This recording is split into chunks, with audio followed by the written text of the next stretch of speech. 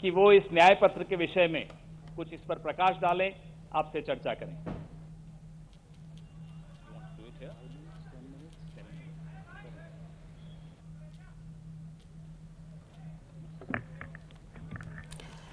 तो ये देखिए मैनिफेस्टो अभी रिलीज किया जाएगा और तस्वीरें हम आपको टीवी स्क्रीन पर दिखा रहे हैं और ये सीधे लाइव तस्वीर टीवी स्क्रीन पर जिसमें आप राहुल गांधी को देख पा रहे हैं और साथ ही साथ यहाँ पर सोनिया गांधी भी पहुंची हुई है और ये सीधे लाइव तस्वीर।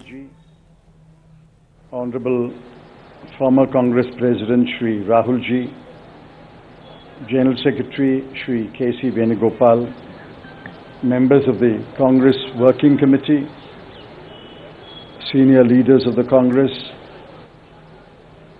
Karyakartas of the Congress, members of the media. I'm thankful to the Congress President for releasing the Congress Manifesto for the 2024 elections.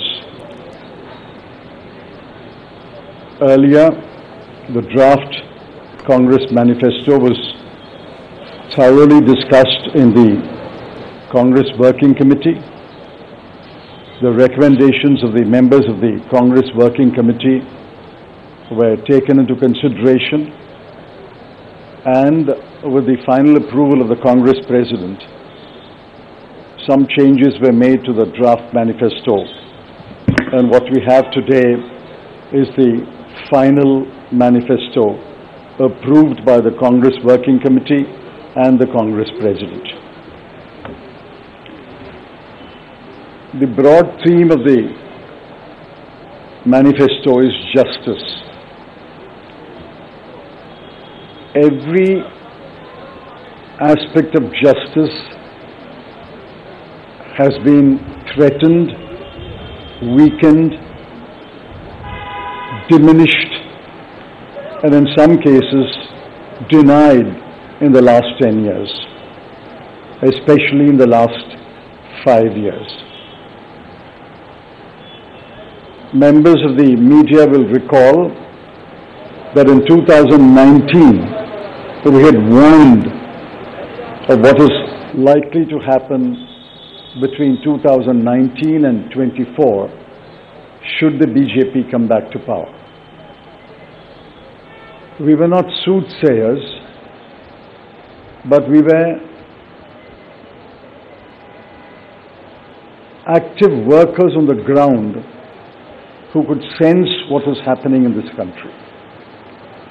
I'm sorry to report that what we had predicted in 2019 has come to pass in 2024. We had said institutions will be diminished or captured. That has happened. We had said freedom will be restricted, and that has happened. We had said that the weaker sections of the people will be denied their rights and their privileges. That has happened. We had said that Parliament will be diminished. That has happened. We had said that we will inexorably move towards an autocracy. We are already described as an electoral autocracy by many, many thinkers of the world. That has happened. While we are unhappy that what we had predicted has happened, we have in this manifesto suggested bold measures to reverse the damage that has happened in the last 5 to 10 years. The overall theme of the Congress Manifesto is 3 powerful words: work, wealth, and welfare. I shan't take long. I'll explain each word in one sentence. Work means we must create jobs. If anybody had any doubt, read the report of the ILO that was released 10 to 15 days ago. the government came up with a lame defense through the chief economic advisor, but the defense only made it worse. The ILO report shows that unemployment has assumed monstrous proportions in this country. Yesterday, the media carried a report that 30% of the outgoing class in the Indian institutes of technology, the premier institutions of our country, are unemployed. They have not been placed. Jobs, jobs, jobs is a cry everywhere in India. Work encapsulates that section on work. The sections on work encapsulates what we will do to create jobs. The second is wealth. Wealth must be created before it is distributed. On the contrary, the 5 years of the Modi government shows that wages have been stagnant in this country. The average income of the bottom 50% has either remained stagnant or diminished or decreased for the bottom percentiles. We have to create wealth, and that can only be created by growth. The UPA government delivered 8.5% growth in its first term, 2004 to 2009. And over a 10-year period, Dr. Manmohan Singh's government delivered 7.5% growth. Even the futile attempt by the BJP government to revise the figures made it 6.7%.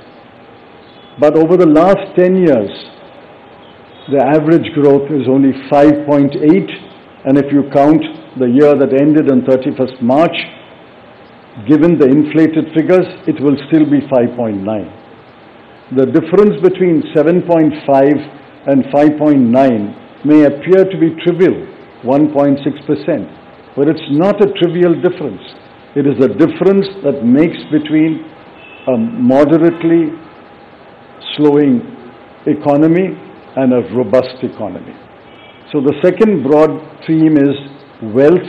We have to create wealth, which means we must have investment, capital investment, private investment, government investment, and foreign investment. Once we create jobs and once we set in motion policies that will create wealth, this country will go back to the high growth path of the UPA governments. The third section, which addresses many aspects of justice, is welfare. So work, creating wealth, which results in welfare. The welfare of whom? I have always accused the BJP government, the Modi government, is a government of the rich, by the rich, and for the rich. This government is driven only by the interests of the top 1% of this country. But we have to look at the bottom 50%. The bottom of the pyramid, the bottom 50% is as important as those who are well off. And in the bottom 50%, as we go down the ladder, the bottom 20% are extremely poor. It has been estimated that 23 crore people are still poor in this country.